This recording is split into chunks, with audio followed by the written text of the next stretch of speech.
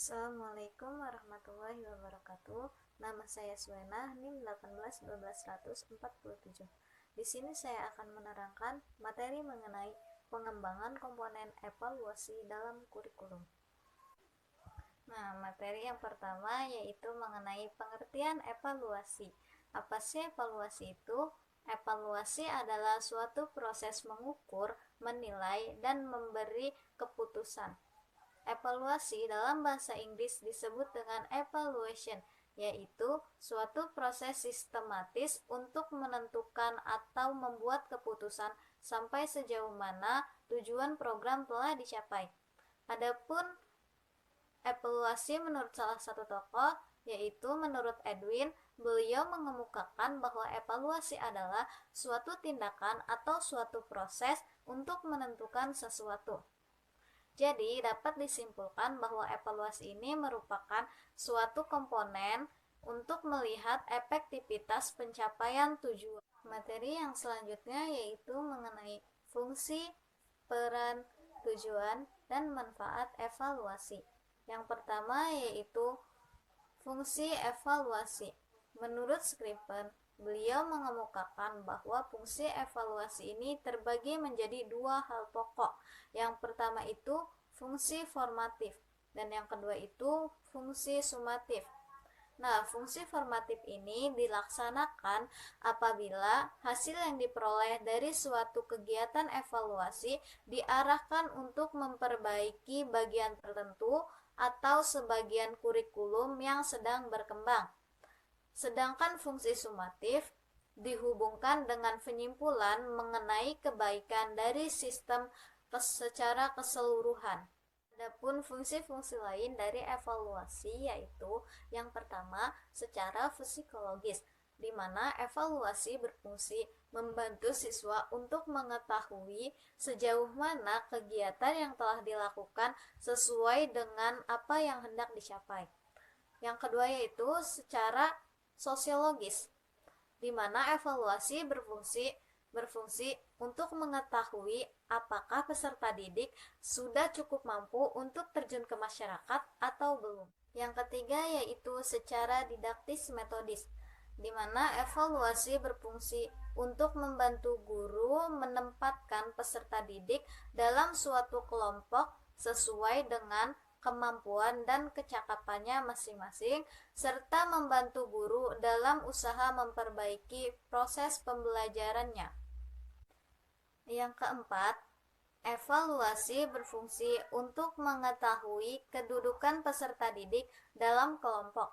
Apakah peserta didik ini termasuk ke dalam kelompok pandai, sedang, atau tidak pandai? Nah, yang kelima, evaluasi berfungsi untuk mengetahui taraf kesiapan peserta didik dalam menempuh pendidikannya. Dan yang keenam, yaitu evaluasi berfungsi dalam memberikan bimbingan dan seleksi, baik dalam rangka menentukan jenis pendidikan, dalam jenis pendidikan, jurusan, maupun kenaikan. Nah, fungsi yang selanjutnya yaitu secara administratif, evaluasi berfungsi memberikan laporan kemajuan peserta didik kepada orang tua, pejabat, pemerintah yang berwenang, kepala sekolah, guru, dan siswa.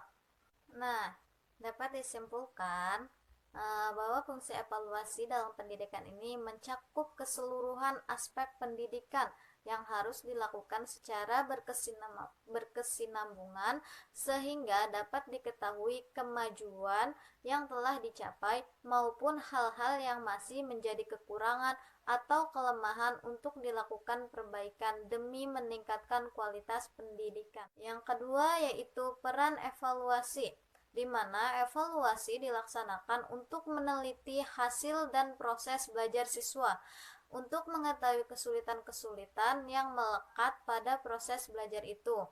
Nah, jadi evaluasi ini berperan untuk mengetahui sampai sejauh mana efisiensi proses pembelajaran yang dilaksanakan dan efektivitas pencapaian tujuan pembelajaran yang telah ditetapkan. Yang ketiga yaitu tujuan evaluasi, Menurut Jainal, tujuan evaluasi ini yaitu untuk mengetahui keefektifan dan efisiensi sistem pembelajaran, baik yang menyangkut dengan tujuan materi, metode, media, sumber belajar, lingkungan, maupun sistem penilaian itu sendiri. Dengan demikian, evaluasi ini untuk memperbaiki cara pembelajaran, mengadakan perbaikan dan pengayaan bagi peserta didik, serta menempatkan peserta didik pada situasi pembelajaran yang tepat sesuai dengan tingkat kemampuannya yang dimilikinya. Tujuan lainnya yaitu untuk memperbaiki, mendalami, dan memperluas pelajaran. Dan yang terakhir adalah untuk memberitahu atau melaporkan kepada orang tua, wali peserta didik mengenai penentuan, kenaikan, dan penentuan kelulusan peserta didik. Yang keempat yaitu manfaat evaluasi. Nah, secara umum manfaat yang dapat diambil dari kegiatan evaluasi ini yaitu yang pertama, untuk memahami sesuatu, baik dalam hal motivasi, sarana prasarana, kondisi peserta didik maupun guru atau dosen. Yang kedua yaitu untuk membuat keputusan, baik dalam kelanjutan program, penanganan masalah, dan yang lainnya yang terkait dengan program pendidikan. Yang ketiga, untuk meningkatkan kualitas proses belajar mengajar, seperti meningkatkan komponen-komponen proses belajar mengajar.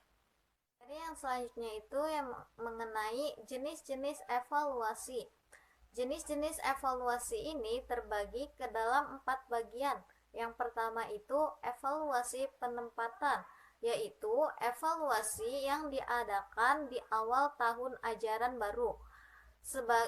Di mana hal ini dilakukan sebagai alat ukur untuk mengetahui sejauh mana tingkat kemampuan yang telah dimiliki oleh peserta didik. Dengan demikian, siswa dapat ditempatkan pada kelompok yang sesuai dengan tingkat pengetahuannya dan kemampuan yang dimilikinya. Yang kedua yaitu evaluasi formatif, yaitu evaluasi yang dilaksanakan di tengah program pembelajaran untuk memantau kemajuan belajar siswa demi memberikan umpan balik baik kepada peserta didik maupun kepada guru. Berdasarkan hasil evaluasi tersebut, dapat diketahui materi pelajaran apa yang belum dikuasai sehingga guru dapat mengupayakan perbaikannya.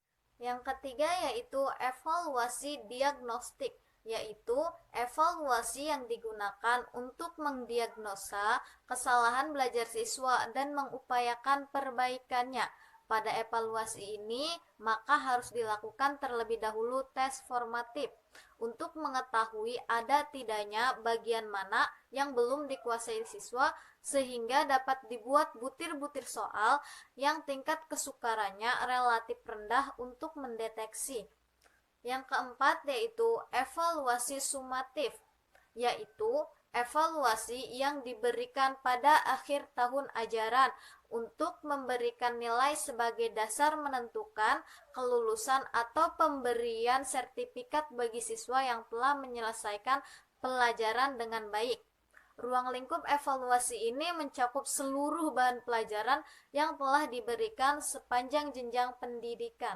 Materi yang selanjutnya yaitu teknik dan instrumen penilaian. Teknik dalam suatu evaluasi terdapat 2 bagian. Yang pertama itu teknik tes dan yang kedua teknik non-tes. Tes adalah cara yang digunakan untuk melakukan pengukuran dalam bentuk tugas-tugas yang harus dikerjakan siswa agar mendapatkan data tentang nilai standar yang telah ditetapkan. Bentuk tes dibedakan menjadi 2. Yang pertama itu tes subjektif, yakni tes yang digunakan agar siswa menunjukkan kemampuan dalam menerapkan pengetahuan, menganalisis, dan mengevaluasi informasi baru. Dan yang kedua yaitu tes objektif, yaitu tes yang bersifat pasti karena hanya ada satu kemungkinan jawaban yang benar. Tes ini sering dipilih karena dapat dikerjakan dengan cepat dan mencakup materi yang luas. Yang selanjutnya ialah teknik non-tes, Yang tergolong ke dalam teknik non-tes adalah skala bertingkat, kuesioner, wawancara, pengamatan, dan riwayat hidup. Teknik non-tes merupakan cara yang digunakan untuk memperoleh informasi yang berkaitan dengan tingkah laku kognitif. Non-tes biasanya berisi pertanyaan atau pernyataan yang tidak memiliki jawaban benar atau salah secara mutlak. Yang selanjutnya ialah instrumen. Instrumen merupakan kata lain dari alat. Alat adalah sesuatu yang dapat digunakan untuk mempermudah seseorang dalam melaksanakan tugas atau mencapai tujuan secara efektif dan efisien. Bentuk instrumen. Kegiatan evaluasi tidak dapat dipisahkan dari suatu instrumen evaluasi yang digunakan untuk mendapatkan data evaluasi. Untuk mendapatkan data evaluasi, evaluator menggunakan cara atau teknik. Cara yang digunakan biasanya yaitu menggunakan tes. Pun syarat-syarat dalam menyusun tes atau alat tes yaitu yang pertama, validitas, yakni kesohihan. Suatu tes dikatakan valid apabila mengukur apa yang seharusnya diukur. Validitas ini terbagi menjadi 4. Yang pertama, validitas isi, yaitu suatu tes dikatakan memiliki validitas isi apabila mengukur kesejajaran antara tujuan khusus pembelajaran dengan materi pokok atau isi pelajaran yang diberikan. Yang kedua yaitu validitas konstruksi, yaitu suatu tes dikatakan memiliki validitas konstruk apabila item-item tes yang membangun tes tersebut mengukur semua aspek berpikir dari tujuan pembelajaran khusus atau indikator pembelajaran. Yang ketiga yaitu validitas empiris. Suatu tes memiliki validitas empiris apabila hasil tes dipasangkan dengan pengalaman dan akan menghasilkan hasil yang sama. Yang keempat yaitu validitas prediksi.